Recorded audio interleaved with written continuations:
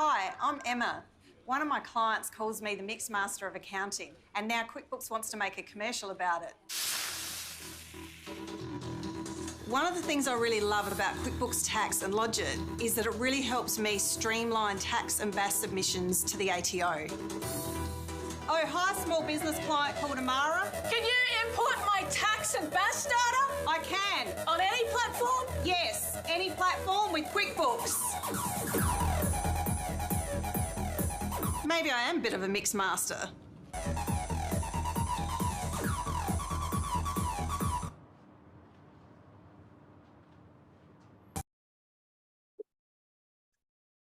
Good morning, everyone, and welcome to the Pro Power Hour Growth and Marketing Edition. My name is Grant Chapman.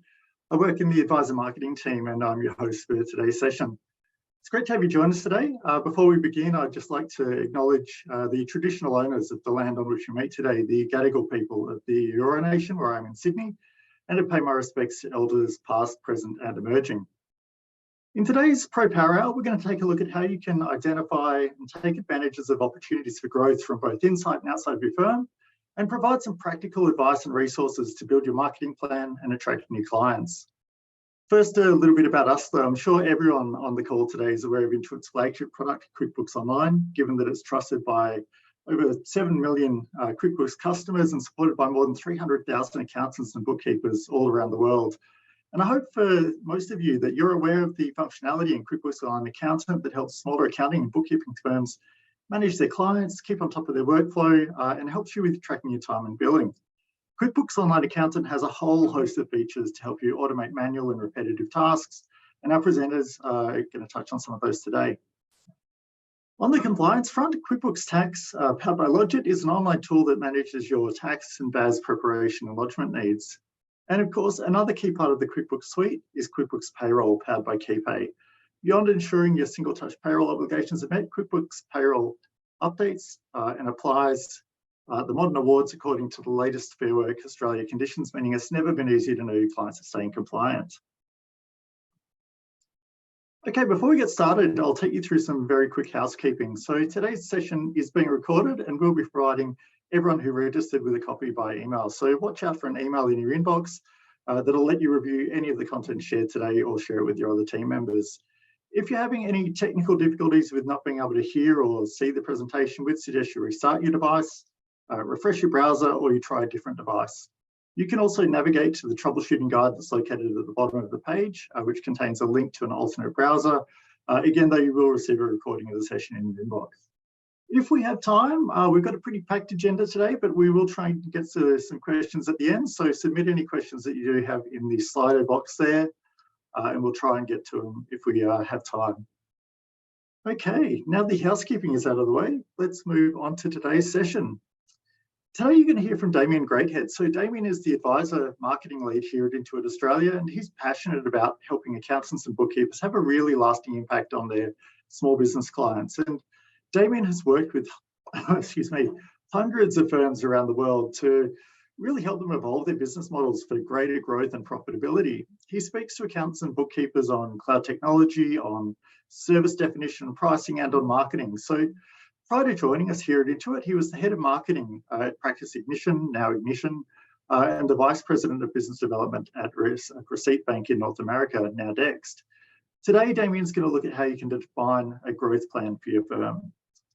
Following Damien's session, I'll be back to looking at identifying your ideal clients, how you can structure your marketing efforts around attracting more of them, looking at building a marketing plan, as well as the tools available to you across your website, email, Google, and social media, and why it's so important to source client reviews as well. Now, I work in the advisor marketing team with Damien here at Intuit QuickBooks, but I'm a lifelong advocate for small businesses and for advisors working in smaller firms. I started my marketing career with Australia Post, helping West Australian wineries expand into Asia, as well as running events to help local small businesses to market their services. I moved to London, where I was working in the legal technology sector, and then I returned to Sydney in a marketing role with Thomson Reuters. I've spent 8 years at the Tax Institute helping tax specialists stay up to date, learn and grow before I joined Intuit, where my role is really focused on helping our advisors grow, helping them grow their businesses and really stay across recent changes in the profession. Okay, that's it from me. Over to you, Damien. Grant, thanks very much. And ladies and gentlemen, absolutely delighted to be here with you at this Pro Power Hour where we're talking about growth. So what we're going to do is we're just going to kick off with a short session on defining what growth means for you. I've talked to and I speak with a lot of accounting firms and bookkeeping firms around the country and around the world. They all want to grow, but not too many of those firms can clearly define what growth actually means for them. So what I want to do today is really focus on what growth means for you. So as I said, my name's Damien Greyhead and I'm the marketing lead here for the Accountants and Advisory Group for QuickBooks Australia. And it's all about letting accountants and bookkeepers know the great things, the great tools that we've got available for accountants and bookkeepers like you to grow their practice and help to grow their clients' businesses as well. So if we think about defining what growth means, we recognize that growth is very personal. A sole practitioner and what growth means to them is going to be very different to a 10-person, 15-person, 20-person firm. So what we do want to recognize is that it's very personal and not one size fits all. We're going to talk through a couple of practical examples over the next 20 minutes, but the key thing is, what does it mean to you? And what I really want to focus on is you being crystal clear about what growth means.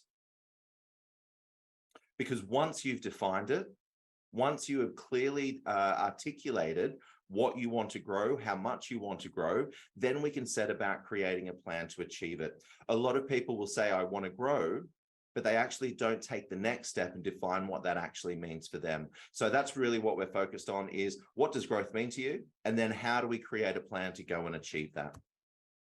So what is it that you want to grow? Again, I've spoken to hundreds of accounting firms and bookkeeping firms around the country. They tell me they want to grow. And the next question that is, what does that mean? What are the outcomes of growth that you want to achieve? Is it revenue? Do you want to grow your revenue, grow that top line? Is it profits? I want to grow my bottom line. Is it free time? And that's okay. If that's what growth means to you, same number of clients, but becoming more efficient and in terms of handling their work so as to free up time to do other activities. Absolutely. Again, growth is personal, but we've got to be very clear and articulate what growth means to you. So what are the other outcomes that you want to achieve to grow your firm? And where can that growth come from? Because once we've actually decided and identified what it is we want to achieve, we can then go about working backwards and identifying what are the inputs of that growth. So really today, the practical examples we're going to talk about are growing revenue. And so is that revenue, is that going to come from new clients? Is that going to come from new services? Is that going to come from new efficiencies? Or alternatively, is that just going to come from new billing rates and prices? The answer actually lies in that it's going to be a blend of all of the above. And the really nice thing is that when we make small improvements across all of these drivers, a couple of new clients, a couple of new services to current clients, improving our internal efficiency, we take a look at our billing rates. If we make small improvements to each of these drivers, they're actually going to come together to produce a pretty good result. So the nice thing is that it's not just one of these that's going to contribute to it, but it's small improvements and a little bit of focus on each of these areas is going to contribute to that growth. So let's start to get serious. Let's start to get specific, because remember, we want our goals to be SMART, and that's S stands for specific. So what is that growth goal? And now, what are the things that we need to do to achieve that? So let's just take a practical example of $100,000. So I want to grow my firm by $100,000 over the next 18 months. So remember, we've got specific, it's measurable, it's actionable, it's realistic, and it's timely. And so once we have that goal written down, now we've got to answer the question, how many new clients do we need? What are the new services that we're going to provide? What new processes or technologies do we need to implement? And what are the new billing rates? Here is a very simple worksheet, ladies and gentlemen, and this is one thing that you can work on and take a picture of it and build your own spreadsheet, because it's a really simple way of identifying how many new clients we need to bring in the business to hit that revenue goal. And I would encourage you to write down, I want to grow my revenue by $100,000, by $50,000, by $250,000. Again, I don't know your particular firm, but I do know that as soon as you put that dollar figure down and the date that we want to achieve it by, we've already made powerful steps towards achieving that goal. Because once we've done that, we then start to work our way backwards. So for example, if I want to grow my revenue by $100,000 by the end of next financial year, so June 2024, how many new clients am I going to need? How much will those clients have to pay me per year so as to achieve that goal? So this spreadsheet, and it's really simple, all it's designed to do is help identify the different service groups or the different service lines, product lines that you provide, and then how many clients we're going to bring in. So for example, $100,000, we could bring in 10 clients at $10,000 a year. That's one way of doing it, but it's never that simple and it's never that linear. So what we want to have a look at is what are the average annual fees different segments of our client base are currently paying us. And so in this example, what I've identified is 3 distinct service lines within our firm and what we're going to focus on next year. So tax only, we're going to bring some new tax only clients into the business. We're going to look at some tax and bookkeeping clients, and then our part-time controller services as well. So all I really want you to do here, folks, is list out the different service groups or the service lines that you provide. What are the average annual fees for those? And then play around with the number of clients that you need to bring in. And when they combine together, you'll find that they add up to that target pretty quickly. But the nice thing is, I now have a target of the number of clients that I need to achieve. So if I need to bring in 10 clients, if I need to bring in 20 clients, if I need to bring in 50 clients, I've at least got a better understanding of how many clients I need to bring in. And now I work backwards to say, well, what's the marketing plan? What's the acquisition plan to go about and do that? So what is your marketing plan? And the nice thing is, if we go back to that initial comment around it's typically improvements across all of these drivers. We don't have to have a robust, expensive marketing plan, but at a bare minimum, we want to make sure that we've got a really good website in place. We want to make sure that we're actively asking our clients for referrals. We also want to make sure that we're actively asking our clients for reviews, because that's going to reinforce what we're saying about ourselves, what the website's saying, and what our referrals are saying as well. And then as a bare minimum, I think firms should also be implementing a newsletter or blog or some way in which we can communicate in a one-to-many way. And obviously the recent acquisition of MailChimp and bringing that into the Intuit family is a really great way of dipping your toe into a newsletter. So I think these are the bare minimum things that we need to have in place and feel really confident about when it comes to our marketing plan. What I would contend is marketing doesn't need to be expensive, but it must be consistent. And so that list of a couple of activities that we're doing, we need to be consistently asking our clients for referrals. We need to be consistently asking our clients for reviews. We need to be consistently communicating with them about what's happening in our firm, what's happening in the industry, what's happening in the regulatory environment. And with tools like MailChimp, you can do that very easily and very cost effectively.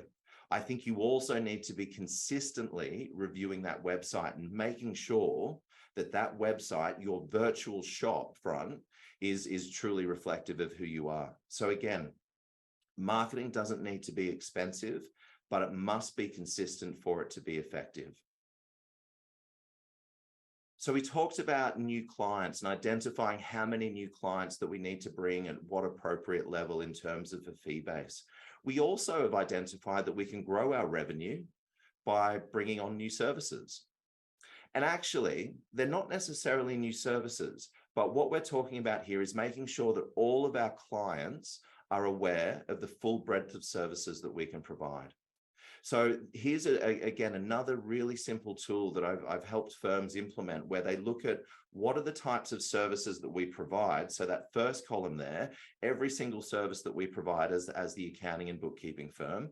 And then what we want to do is we want to have a look at what does the client buy from us? What do they buy from someone else? What do they do themselves? And then that final column is the opportunity for us that we want to talk about. So this is just a really simple way to make sure that we're consistently talking to our clients about the full breadth of services that we can provide. Too often, clients invest in additional services once they actually ask their accountant about it. So it's a reactive service addition rather than a proactive service addition. So this simple tool here is designed to help us make sure that we're regularly communicating with our client the full breadth of services that we can provide. I don't necessarily want every single service to have an X against it in terms of their buying from us. We actually don't have the capacity to do that. But what I do want to do is I want to, over time, make sure that the check marks are moving into the buy from us column. So in this example, we might just talk to the client about budgeting. We might talk to them about cash flow planning. They're not getting it from anyone. So these are the two services that we're going to focus on with the client. That DIY column is an important one there as well. So if they are doing it themselves, there's always an opportunity to say, look, you make widgets and you're really great at making widgets. We're great at bookkeeping, BAS, and payroll. So whenever you're ready to focus on widgets, or whenever you feel that it's just too much, please let us know, because we can take that off you at any point in time. So what we're just trying to do here is just make sure our clients are fully aware of the full array of services that we can provide to them. And again, as I said, I don't need every single cell in buy from us to be checked, but I want to make sure that slowly but surely over time, these services, these new additional services are being purchased from us. So it's a great little tool just to make sure that we're consistently talking to our clients about the full array of services that we can be providing them. And I've seen firms basically review this on an annual basis, and then review it before each meeting when they go into a meeting with their client, just to make sure, is there an opportunity for us to provide more value to the current engagement? A really great example of this comes from K&S Accountants and Business Advisors out in the western suburbs of Sydney. They've used payroll as their value add opportunity. So STP, government legislation, government initiative, they identified that their clients were on an array of different payroll processes and systems and processes. And so what they decided to do was go out to their clients to say, STP is coming, and we can help you be ready for it. So they went out to their clients and said, here's the ways in which we can help. We can either do a DIY service where we will provide training, implementation, and troubleshooting, or alternatively, we can take it off you completely and provide a full service, full outsourced payroll business. The really nice thing about this particular case study is that the accountants and business advisors, they were seeing their clients 1, 2, 3 times a year through the accounting firm. Now, as a result of payroll, they're seeing and talking to their clients weekly, fortnightly, monthly. So they're seeing their clients more often, more regularly. And I've always contended that accountants and bookkeepers are amazing salespeople, because whenever they sit down with their clients, spend time with them, understand what's going on in their business, they always identify additional ways in which they can help them. And payroll is a wonderful way to facilitate more face time with your clients, to have these types of conversations, to find out what's keeping them up at night. So I think payroll is an amazing opportunity for accounting and bookkeeping firms to add value to their current client relationships, but also to open the door to additional value add opportunities. So the case study's on our website, it's on the Growth Hub. Head over there, download that, and see what Krishan and the team were able to do as a result of payroll and taking payroll from manual, multiple processes, multiple systems, to a streamlined single platform for their firm and their clients. So folks, we're going to close out now with a few questions on billing rates. So we touched on new customers, bringing new clients into the firm. We talked about how do we sell or provide additional services and identify opportunities to provide more services to your current clients, and make sure that we've got a consistent and standardized way of facilitating those conversations. And then the last lever that I want to talk about is billing rates. Again, talking to a lot of accounting firms and bookkeeping firms around the country, I think we need to have a look at our billing rates and ask some questions. This isn't a workshop on billing rates. That's a whole other another session. But when did you last increase your billing rates? And I know a couple of firms that I've spoken to have increased them based on inflation, but they haven't actually increased them. That's the first increase in 5 years. So when did you last increase them? And by how much did you increase them? Was it just inflation in this last year? Because I think there's probably some elasticity there and you can increase them further. How do your billing rates compare to the market? Are all clients paying the same? And what we find is more often than not, firms or clients of firms are paying different rates for the same service. Some of them are our first clients that came on board with us and they're paying our lowest billing rates.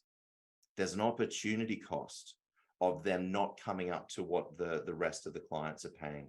So again, this isn't necessarily to say we've got to get all of our clients onto the same price, but we do need to ask ourselves the question of, is there an opportunity cost of us working on certain clients at a lower rate because they are our long-standing clients? Can we have a conversation with them? Can we bring them up slowly but surely to the rates of the firm? I think personally, accountants and bookkeepers are undervaluing the services that they provide. And if I could close out with one example on billing rates, that if we take an example of 1,500 hours, billable hours a year, if we just increase our prices by $10, 1,500 hours by an additional $10 an hour, that's $15,000. That's a meaningful amount of additional revenue. And more often than not, that's a meaningful amount of additional profit. So I think it's really worthwhile you having a look at those billing rates and identifying, can we do it on a client by client basis to bring them up to the rest of the firm, or across the board, should we focus on a $10 improvement, a $10 increase in our billing rates? And again, I know a lot of firms will do inflation and 2 and 3%, but make sure when you do adjust your billing rates, make sure it's meaningful to you. Make sure that it's a meaningful increase in those rates. And the last thing on billing rates is if you are going to increase them, and I would strongly encourage you to review and make that decision, start to talk to your clients now. Give them 3 months notice that your rates are increasing. The more time they have, the more time they have to comprehend, the more they have time to understand, and the more time they have to budget appropriately with them. So plenty of warning for any price increases that you do raise. So last but not least, some tips for growth. Be laser focused, ladies and gentlemen. Be okay with saying no. If you've built a tech stack, a workflow process, and a list of services that work really well with veterinary practices, go out and find more veterinary practices. Don't reinvent the wheel by bringing on a fast food restaurant. So be okay with saying no, because we're laser focused on bringing these 22 types of, or these 10 clients on, these 22 clients on at this particular level. Be okay with saying no if someone's just coming on for a tax return, but you're actually looking for tax return plus bookkeeping. Be okay with saying no, because that will just distract you from achieving that overall target. As I said, it's really important to be consistent, because we need to talk to our clients consistently about the types of services that we provide. We need to consistently ask them for reviews. We need to consistently ask them for referrals. Be okay with your clients also saying no, but be consistent with your messaging. And last but not least, ladies and gentlemen, celebrate the wins. If you've got that goal on paper that says you want to add an additional 100,000 or additional 150,000, 200,000 in the next 3 years, celebrate those small wins, those small milestones, because all of those milestones add up and tell you and show you that you're on track. So celebrate those wins. It's really important to celebrate those internally with the team, etc. And that's going to give you the momentum to keep going. So ladies and gentlemen, I hope that has been helpful in terms of giving you a couple of ideas to be more specific, to be more smart, if you will, about your growth goals for the coming 6 months, 12 months, 18 months, 36 months, whatever that is. But as soon as you get them down on paper, we can work backwards, and then we can start putting a plan together to go out and achieve that growth goal. So Grant, hope that was helpful for the audience, and back to you. Brilliant. Thanks so much, Damien. I hope everyone got a lot of value from that session, really looking at how you go about defining that growth plan for your firm. I'm going to build on that with a session now that looks at, once you've defined what growth means for you, once you've got a plan of the type of business that you want to be, how you want to grow, where that new revenue is going to come from, how you actually go about achieving it. Now, Damien has taken us through some of the key considerations in developing a growth plan. And marketing can be a really key part of that, whether it's attracting new clients or upselling to existing clients. There's a range of tactics and tools available to you, and we'll run through some of the key ones today. So Damien did just give us that example as well about how if you're doing really well with veterinary clinics and they're aligned with your goals on revenue or lifestyle or service offering, whatever your goals are in growing your firm, then why wouldn't you focus on attracting more of them instead of reinventing the wheel? And I'm sure all of you know that one client that you wish you had more of. When you're building your growth plan and your marketing plan, it's really important that you have a crystal clear picture of who that client is so that you can structure your efforts around attracting clients just like them. Now, in identifying your clients, what you're really doing is creating a target audience, and you're also setting yourself up for success by beginning to move towards a more specialized offering. Studies show that small businesses prefer to work with accountants and bookkeepers who specialize in their industry rather than working with a generalist. Now, specializing drives efficiencies, it increases client satisfaction, and it drives revenue. This is because you're able to charge a premium due to the value that your deep industry-specific knowledge provides, or for those value-add services that Damien just talked about that you can offer. And like I say, identifying your ideal client is really the first step in all of this.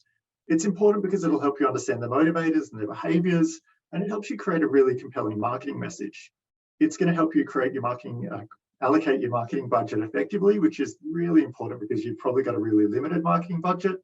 And it's going to help you focus on your efforts on the channels where those clients can be found. So it's going to mean your marketing efforts are more effective, less time consuming, and you won't be spreading your efforts in an untargeted way over a large number of channels at a reduced return on investment. Now, the best place to start is often just auditing your existing client base. Which clients align with your overall business and growth goals? Do you have clients, your ideal clients, that share common characteristics like industry types? Are they veterinary clinics? Are they businesses of the same size? Do they all use the same services? Look at your ideal clients' annual revenue. This is ultimately going to affect their ability to pay for and your ability to price and charge for your services. Where are they in their business life cycle? Again, this is going to affect the type of services they need. Do they match your offering? Think too about the ideal volume of clients. How many clients do you actually need to achieve your revenue goals and your work-life balance goals? Think about your client mix as well. You might be perfectly happy with a mix of 70% low touch, really transactional clients and 30% who require those value-add and more personalized high touch services. Think about the accounting software that they're using as well. If they're using a platform that you don't like working with, the last thing you want to do is waste your time, money, and marketing efforts attracting inquiries from clients who are loyal to that platform, who are never going to switch. That said, if you have been having success converting clients away from that platform and you specialize in onboarding and training, then absolutely consider targeting your marketing efforts towards users of that platform. But you want to get started is your current favorite clients that have actually done you with their goals and motivations. This can yield really invaluable insights that are going to help you craft your growth, your service, and your marketing strategies. Finally, if you are managing your clients and your work in a cloud-based accounting tool like QuickBooks Online Accountant, you're going to be able to drill into the data, and you're going to be able to look at the revenue coming in from your top clients, look at your billing data, look at the costs in servicing those clients and their profitability. So now you've got an idea of who your ideal client is. as well as the return they deliver and the effort that goes into working with them. Now, not everything is about money, of course, and you might have some clients who are highly profitable, relatively low effort, but equally based on their personality or their business type, their software platform usage, any number of traits, it just makes them a nightmare to work with. I guess what I'm saying is going through this process, understanding and combining both the profitability of clients with, I guess, those softer metrics of the clients that you want to work with is going to give you a really clear picture of the type of clients you both want and need to make your business a success.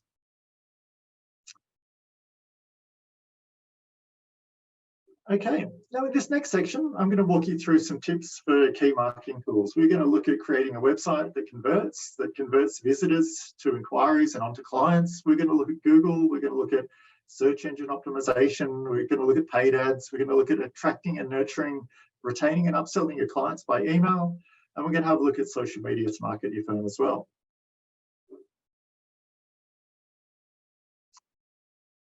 And look, speaking to advisors, I know there's a lot of impatience, let's say keenness to just dive in and get started, building a website, posting on social media, because you want to start driving leads from potential clients, right?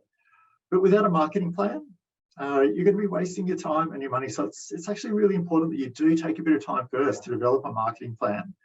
And Damien spoke a lot about developing in those initial stages that plan for growth, for whatever growth is for you.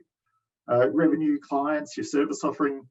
Once you've clearly determined what your growth goals are for your firm, you need to translate those objectives into your marketing plan. So before we dive in and start looking at some tips for your website, for Google, for social media, I'm going to share with you some guidance on developing your marketing plan.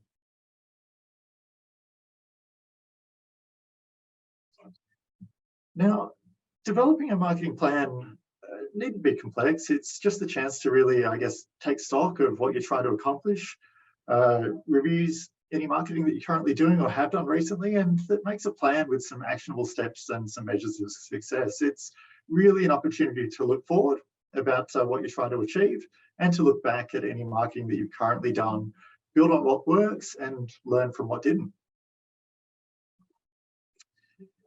Now, in building the plan, sort of seem to have gone forward a slide there. There we are. Now, these are the key items that you should really work through in developing your marketing plan. And I'm not going to go through all of them in detail today because we've actually got a step-by-step guide to developing your marketing plan on our Growth Hub, which you can access at the address on your screen there. That's intuit.me/my-marketing-plan. Where you'll also find a host of other great content on developing your growth plan, getting started with marketing tools. And like Damien said, you don't necessarily need to have an in-depth marketing plan in place, but it is absolutely worthwhile reviewing these items, going through these steps and just asking yourself some key questions before you do start, jumping in and developing your marketing tactics. And I just want to hone in on a couple of areas here. So firstly, it's your mission statement. Now, this probably sounds a little bit corporate or airy-fairy, but if you really reflect on what Damien was saying earlier about understanding what's important to you in running and growing your business and really articulating your vision for growth, combining that with those insights on your ideal clients, that's really all your mission statement is. And being crystal clear on that is going to inform everything else in your marketing plan, everything else that you do in marketing. Second is target market segmentation. And that's really what we've just spoken about in regard to identifying your ideal client and painting a picture of them. Without this understanding of your ideal client, how are you going to know who your target audience is? How are you going to know what their needs and their motivations are, where they live online and offline? And without this piece of work done, you can't really create a compelling marketing message that's going to resonate with them, and you won't be able to put it in front of them. And finally, review. Marketing isn't set and forget. The great thing about it is, though, you're going to get so much data from all the campaigns that you're running and the channels you're using. You're going to be able to see what's working and what's not. And you're going to have the ability to test different messages and see what really works best for your firm. Now, I know this does look like a lot of work, but it really doesn't have to be. It's just a framework. It's that series of questions and actions so that you've got a really clear understanding of exactly what it is you're trying to achieve in spending your time and or money on marketing, that your marketing is being seen by the right people, and that you've got a plan of where you're going to focus your efforts. Now, again, we've got a guide and more detailed tips on developing your marketing plan and other helpful resources on our Growth Hub at intuit.me/my-marketing-plan.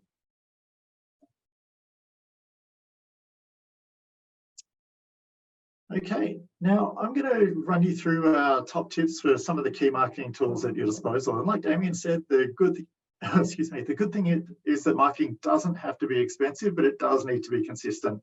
And that's both in terms of your consistency of effort, making marketing a key ongoing piece of running your business, and consistency of message so that your clients, your potential clients out there, are receiving the same message across all the different touch points that they have with your firm, across your website, across your social media channels, across your email marketing, whatever tools you're using. Now, today we're going to take a look at our top tips to build a website that converts visitors to clients, and why it's just as important to have a plan that drives visitors to your website in the first place. I'm going to cover optimizing your presence on Google, how difficult it can be, as well as a really important hack. And then we're going to take a look at email marketing and social media. Okay, let's start with your website. This is actually our website that you see on screen there. I don't have a screenshot of your website, strangely enough. But your website is a hugely valuable asset. It can provide you with so much more visibility and reach than traditional advertising, and it should attract potential clients and educate them, and then drive them to make contact with you. Importantly, your website is all about establishing trust with these people, these potential clients. You've got to remember that they're visiting your website to evaluate your business against your competitors and determine how you can help them solve their challenges. Now, of course, the goal isn't just to be different, but it's really to speak to clients in a way that's valuable to them, that is really unique to your firm. And your website should articulate in a really authentic way the benefits that you can provide. But you should also understand that visitors want reassurance that you're the right choice for them. And that's why reviews and testimonials from other clients are so important to feature on your website. Many of you who may have built a website, paid someone a bit of money to do it, maybe even have a really great website that ticks all of the best practice boxes, but it just isn't delivering new leads. And that's probably because there's nothing out there driving traffic to it. So in this next section, I'm going to start talking about Google and social media and how you can use them to good effect to do just that. But before, I'll just share my tips for a really good website, what it does, what it looks like. So a good website keeps visitors' needs front of mind. It helps them find the information that they want to find quickly and easily. So make sure that your menu options are clear and obvious. And remember, visitors want to find out more about you. They really want to know how well you can help them. So your website should really reflect your firm. It should be as easy to use and as client-focused as your services are. It should be clean, easy to navigate, and informative. Any images should be engaging, and they should really reflect the clients that you're trying to attract. Keep the photos of your team professional, but like I say, keep them reflective of your client base. You want to engage people. Make sure that your site loads quickly, that pages aren't weighed down with large blocks of text either. Make sure that you've structured the information on your website so that it can be scanned really quickly, that headings and subheadings are calling attention to important information, and importantly, that it's optimized for mobile. You're going to see anywhere from 40% to 60% of site traffic being from mobile devices. Now, just as we've discussed picturing your ideal client, your potential clients, they're on the hunt for their ideal advisor. And this is a relationship that they're after. They're after a hugely important and long-term relationship. So think of your team, your About Us page, as basically an online dating profile. So yes, they want to know the basics of the services that you offer, where you're located, your qualifications. But what they want to know about too is about you as an advisor, what your style is, what your ethos is, the types of clients you work with, and who you are as a person and as a team. So let them know, tell them about yourself, your team, and be authentic. Be as authentic as you can, be upfront, be transparent, being honest about who you are and the services you offer and the types of clients that you deal with and work well with. It's just going to save you from going on some really awkward first dates. So it'll help you find a really meaningful relationship a lot faster. Choosing an accountant or a bookkeeper is a high involvement decision. So you need to reassure these clients, these potential clients, that you're the right choice for their business by providing reviews and testimonials from your current clients. And this is super important. Make it as easy as possible as you can for visitors to make contact. Display your contact details prominently and include a map.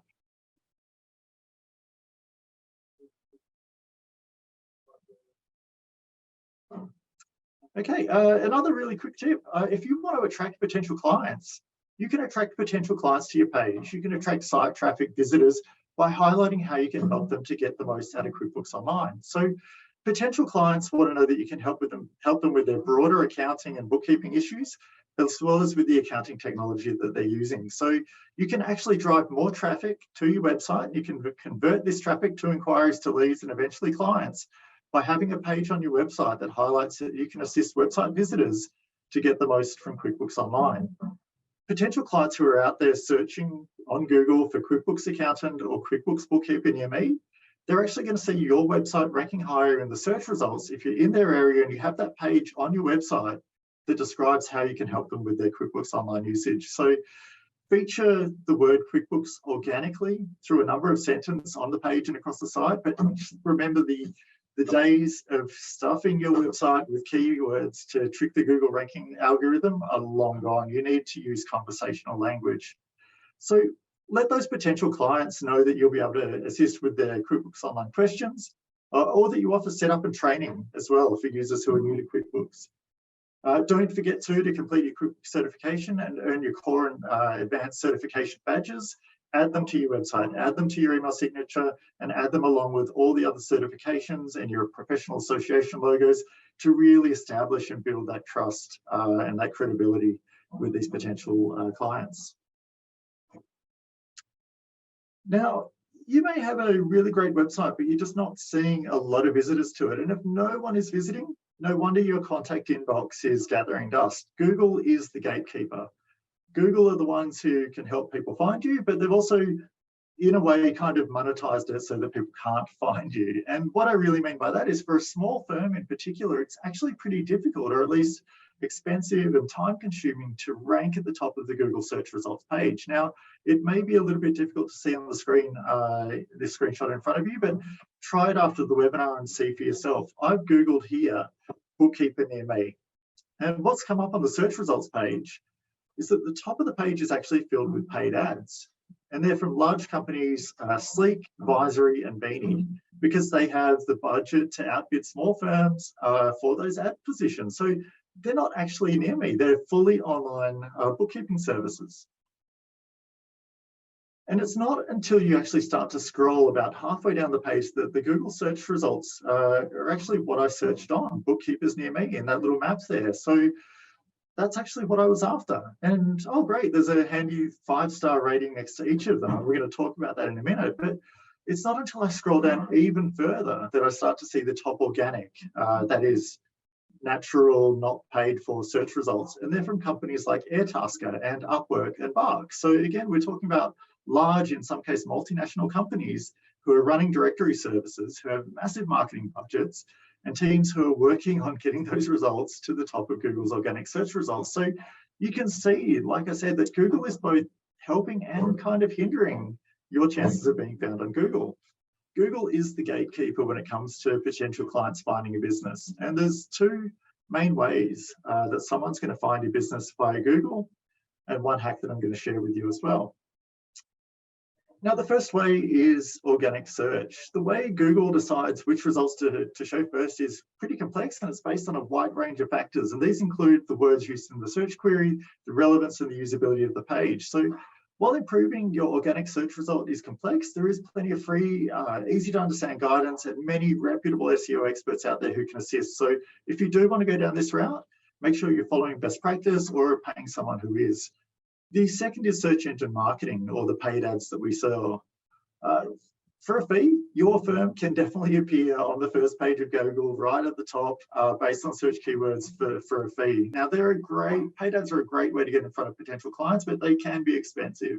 And you are going to be paying every time someone clicks on them, and you are going to be bidding against firms larger than yours with larger advertising budgets. So the trick with paid ads is to make sure that your ads are hyper-targeted based on your location, your specialist niche, and that you're monitoring them carefully to make sure they're delivering a return on investment. Now, there's plenty of great free guidance on Google itself out there. They've got some very easy to understand guidance on getting started with paid ads. And you can also find on Google experts who specialize in setting up paid Google ad campaigns for you. If you are going to go down this route, Find someone who specializes in professional services in working with bookkeepers and accountants if you're going to look into paid ads. Now, my advice, unless you have the time, the budget, the know-how, I probably wouldn't worry about paid ads, at least not until you've got a more detailed marketing plan fully actioned, you've optimized your website, you're running social media, and you've got your directory listings optimized. If you want to go down that route, again, engage a professional. It'll be far more effective and cost efficient than doing it yourself. But do worry about SEO. Like I say, you're going to struggle to get to the top of a Google search for a really broad query when someone just types in something like bookkeeper near me. But when someone is searching for your firm, specifically, which your clients are going to do when they're researching your firm amongst a short list of firms that they're comparing to decide which advisor to go with, it's important that you've got an appropriately optimized website to rank at the top of that results page so they can find you nice and easily. I know that sounds a little bit contradictory, but what I'm really saying is unless you've got the funds to invest in search engine optimization, and it is an ongoing cost and an ongoing effort, your SEO results should really just be focused around ensuring that you're ranking at the top of the list when someone is searching for your firm specifically, or around very targeted niche searches based on your location and specialism. Okay, now for the hack. So this is a really great hack I want to share with, really important. So Google Business Profile is a free business listing from Google. Now, if you remember the 5-star ratings that I mentioned before on that search results page with the map that was showing bookkeepers near me, those ratings and even appearing on that map in the first place, all of that is managed through your Google Business Profile. It allows you to basically provide details, provide photos of your business, include your location, your services, and all of that is going to be displayed to potential clients who are searching for an advisor near them. Your business profile lets you easily connect with customers across Google Search and Google Maps. It's a great free way to promote your firm, and it's super important because it's going to let you get discovered in Google and Google Maps. It improves your local SEO, and it builds trust through those reviews that I just mentioned. Now, in that example that we just looked at, 3 of those 5 firms, 2 had no reviews. 1 had a perfect 5-star rating. So that pretty clearly indicates, which firm you're going to click on first.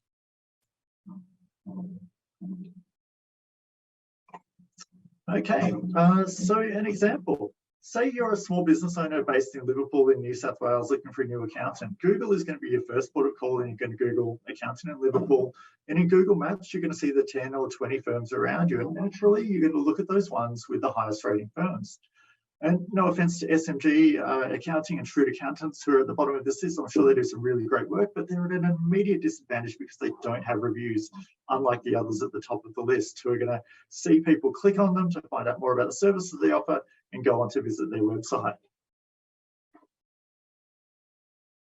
And when your potential clients are really drawing up that shortlist and doing some deeper dive research, Googling your firm's name, having a complete and optimized Google My Business profile is super important because it's going to put key details about your business in front of them. So here's a bit of a best practice example. This is the team out at boutique Western Sydney accounting firm Oyster Hub, and they've created what amounts to a full page ad for their firm free on the first page of Google search results for their main keywords running down the right of the side of the page that you can see there. The profile includes lots of photos. It includes one of their team winning an award for their work. It highlights their rating from clients out of 5 stars, and it includes some snippets of testimonials.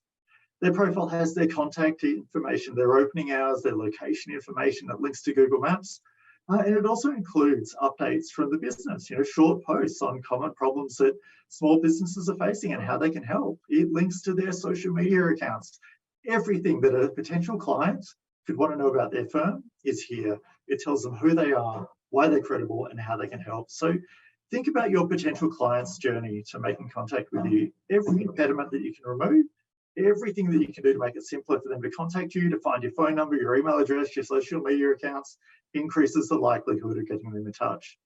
And if you haven't actually created and optimized your Google business profile, you're really missing a trick. So if you take nothing else away from today, seriously, make a plan to do this as soon as possible.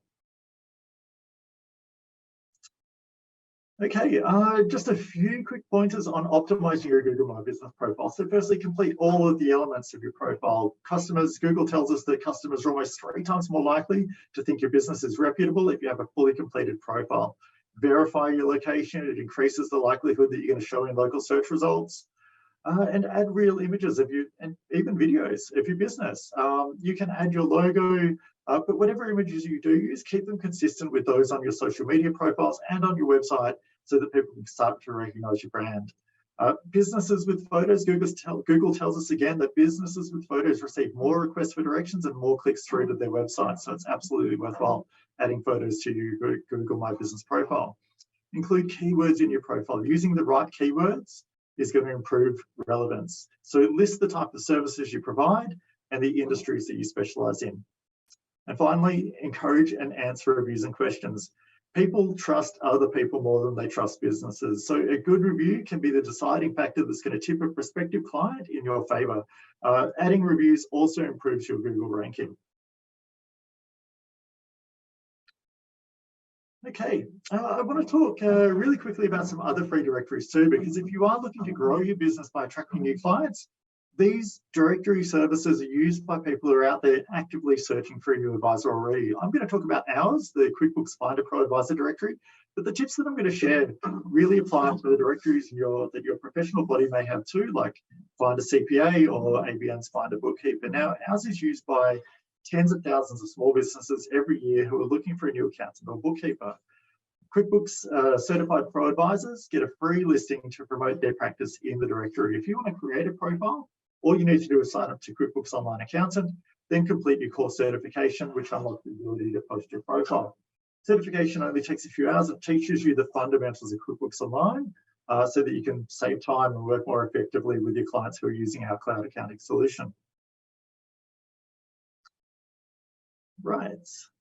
Looking at our 5 tips. So 5 quick tips to build a Find a Pro Advisor directory that works. Based on the data of the profiles that rank highest and get the most clicks, again, this applies to our directory, but it is going to apply broadly to the directories from your professional bodies too. So first, like I said with Google, photos. Profiles with a photo are significantly more likely to be viewed than those without. So choose a warm photo where you look approachable that reflects your client base. Get those reviews, get more good quality reviews. You've probably noticed this is a common theme today, and we're going to talk about it more in a couple of minutes, but reviews are key to everything they do. Our research shows that most prospective clients won't even look at a profile without reviews. What's more, the more reviews you have on Find a Pro Advisor, the higher your profile is going to rank in the listing. Write a really thoughtful About Me section with a strong introduction. Use this space to share what you most want potential clients to know about you so that they click through from the results page to your full profile. Use simple language that's easily scannable and focus on the value you can provide in your messaging. Showcase your specialties. Less is actually more when selecting the clients and industries you serve. Narrowing your selections for those clients that you're really knowledgeable about or want to work with helps prospective clients see you as a good match for their business. And finally, spend time on this. Spend time to create a really strong profile. Create one that has all of the fields completed. Review it regularly. Come back to it in 6 months, a year, as your business grows and changes. Make sure your profile is complete and kept up to date and includes those links to your website, includes those links to your professional social media accounts as well. All right, let's have a quick look at social media to market your firm. I know that a lot of people want to get started with social media, but they don't quite know where to start. Now, social media marketing can help you reach new audiences. It can help you create a recognizable brand and start one-to-one conversations with your potential new clients. And there's a lot of benefits, but there are risks with it as well. And I think your first step in choosing a social media platform is to ask yourself some questions around what your reason is for being on the platform, what your end goal is, and how much time and effort you actually have to devote engaging on each platform. One of the key questions as well that you do need to ask is, how are you going to respond to a crisis? Think about how your and your team's use of social media can affect your business. So create a set of guidelines around what is appropriate and what's not for social media. There's many examples of guidelines that you can find online and of processes that you can follow should something go wrong. And many of the professional bodies actually have some really good content on avoiding and responding to a social media crisis. Now, just remember the golden rule here with social media. Be responsive, not reactive if something does go wrong. Right, I've giving you some key questions to answer before you start marketing on social media or to use to review any social media platforms you're already on. But I want to give you some of our top tips for LinkedIn because you're probably all already on there and it is still one of the top sites used by potential clients to research their services. So some of the key ticket items to look at are, again, your profile picture. Make sure you have a professional photo. Don't use your passport photo. Be reflective of your client base. Use their sections. You can add a special section to highlight your qualifications, certifications, and associations. They make your profile come across as more professional and trustworthy.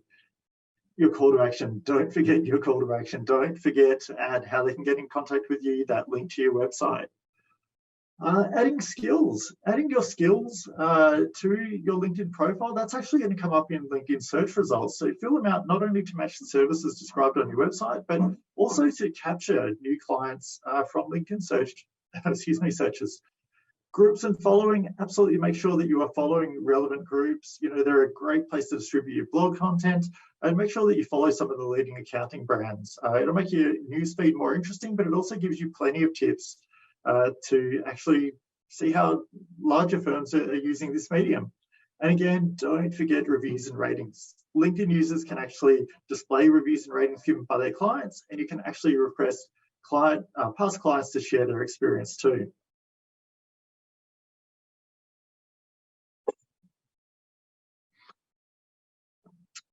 Okay, let's bring it home. So finally, I just want to touch on email marketing quickly because I know it's such an incredibly powerful tool when it's used the right way. So firstly, the key thing to remember with email is you can't use email marketing to email people you don't have a relationship with, or you're going to end up in breach of the Spam Act, and there's some pretty hefty penalties that apply. You're going to need consent. You're actually going to need permission before you can send marketing emails to people. So they'll either need to be an existing client or have given you permission to contact you by opting in to receive emails by you. You need to clearly identify yourself as a sender, and you need an unsubscribe option before you can start emailing people.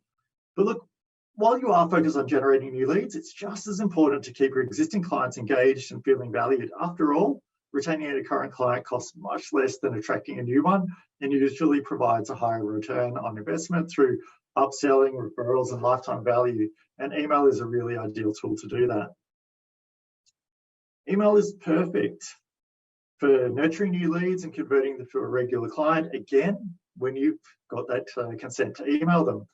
It's great for keeping existing clients up to date with new services or with important financial information that's going to affect them. I mean, after all, your clients are relying on you to keep them across that kind of information and compliant with changes. So it's also great for engaging with your clients and keeping your services top of mind. So think about those clients who you see on an infrequent basis, such as only a BAS time. It's a perfect tool for that. Before you do start an email marketing program though, make sure your database is up to date and accurately and appropriately segmented. So you don't want to be emailing your existing clients with special offers and discounts for new clients. You don't want to be promoting value-add services to clients who are already using them. And you don't want to be telling your hospitality clients about an important legislative change that only affects your construction clients. Now, you may have seen the news that here at Intuit, we've purchased MailChimp earlier in the year. So MailChimp is now part of the Intuit family and it integrates with QuickBooks Online too. So Intuit MailChimp lets you design and automate your email campaigns so you can educate your clients with valuable content about the tax and business issues that they need to be aware of. And it has a really simple drag and drop interface. It features a ton of great templates to use and has expert step-by-step guidance to get started and really build out a best practice email marketing program. Intuit MailChimp's free plan lets you send up to 2,500 emails a month, and QuickBooks Pro advisors actually receive free ongoing enhanced support, as well as discounts on their paid plans that Intuit MailChimp offer if you do need to send more emails or want some more advanced features. All right, now we've covered a lot of ground today, and if you do want to find out more about marketing by email or social media or building out a website, our latest ebook features a lot of helpful guidance on doing just that. It includes links to a range of further reading from Intuit MailChimp and best practices to consider when you're developing your email marketing plan, creating email campaigns, looking at email campaign tips, how to build an email list, automation, and a whole lot more. You can download that ebook at our Growth Hub, which is at intuit.me/Growth Hub. Okay, we are almost out of time. So with the marketing tools that we've just covered, you would have heard one word would come up again and again and again, and that was reviews. So they're super important on your website to build trust. They're important on Google to improve your ranking and to build that credibility and to compete with other firms, who are showing up in the search results when potential clients are searching for an advisor near them. So I'm going to give you a couple of tips around it and why it's so important. And I want you to think about, if you're not actively sourcing good reviews, what are the type of reviews that are out there? Unfortunately, people tend to leave negative reviews rather than positive reviews. And that's why a successful business understands the importance of sourcing positive reviews from their happy clients. It's a really key part of your business, and I can't encourage you to do this strongly enough. So let's dive into our tips. Firstly, though, looking at where people are going to be doing their research on your firm, they're going to be doing it online. And they're going to be looking at your website, at your social media accounts, at Google, at those directories that we spoke about. They're going to be reviewing your potential services and how other clients have responded to them based on those reviews. Now, on average, a potential client visits 4.3 sites to research a purchase. So it's important to A, have a presence in all of these places that your potential clients are searching for information on, but B, to have that proof, to have those reviews to reassure them that you're the correct choice for their business. All right, here's some tips on how do you actually source a review. First, I want you to think about who you're going to ask for a review. So think about this in terms of getting more of the clients that you want, in terms of your ideal clients. The last thing you want is 20 inquiries coming in a day from clients that you don't want, people who just want an annual tax return done for the lowest price. Think about the type of firm you want to be. If you are moving into those value-add services, into advisory, speak to your clients who are already using those services and get reviews from them. Focus on reviews from the type of clients you want more of. Ultimately, potential clients are going to recognize themselves and the issue they're facing in those reviews from clients like them. Right. How do you ask for a review though? So a couple of key pointers. So firstly, record spontaneous feedback. If a client says something great without being solicited, make a note of what they said and ask if they would mind if you quote them on it. More likely than not, they'll be flattered and they won't have any trouble saying yes. Ask for feedback if the situation is appropriate. Ask them if they'd be willing to provide a positive but honest review of your services. Make it easy for them. There's a ton of tools out there. Google Forms, for example, is free and really easy to use. And you can create questionnaires with sections that encourage clients to really talk about specific aspects of your services that you wanted to highlight. But again, keep it simple and make it easy for your clients. Systemize it. Build getting reviews into your business practices and tools, but be careful, and we'll come to that on the next slide about why you should be careful. But finally, show your appreciation. So after a client completes a review, make a point of thanking them in some way. And when I said be careful in systemizing your reviews process, while it's important to make asking for reviews a regular part of your business and systemizing it and automating it, there are times that you shouldn't ask for a review, and it's important that your systems and your processes account for that. For example, when it's the first time that you've received praise from that client, when you have a less than ideal relationship with them, when the client is uncomfortable about going on the record, you can ask if they'd be willing to provide an anonymous review, but don't continue to push. Ultimately, no review is worth harming a relationship over. Don't ask if your client is in a hurry. Nothing good comes from asking for a review when a client is in a hurry. Consider their routine and ask them, try and catch them at a moment where things are a little bit less busy. All right, so once you've started collecting reviews and you're looking at implementing a system to get more, part of that process is choosing where to use them and asking clients to submit their reviews on those sites. There's a ton of sites out there and you don't want to make this onerous on your clients. So today, like we've talked about, I would focus on the big three. Focus on Google, focus on Find a Pro Advisor, find a CPA or find a CA as the case may be, and focus on LinkedIn. Asking your clients as well where they found you in the first place. If you've noticed a lot of great clients coming in from a particular channel, focus more on that channel. Equally, if one channel is sending a lot of tire kickers your way, review that channel and look at updating or perhaps deleting your profile there.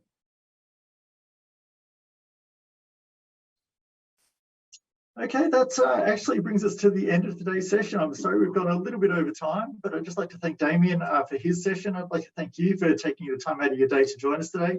I hope you picked up something new to try. And remember, you'll find all of that guidance on growing your firm, adding new service lines and marketing your business on our Growth Hub. That's at intuit.me/Growth Hub. We will send you more information by email today with all of those guides, all of the information, all of those tools that we've talked about. So again, thank you very much for your time, and we look forward to sharing in our power with you again very soon. Thank you.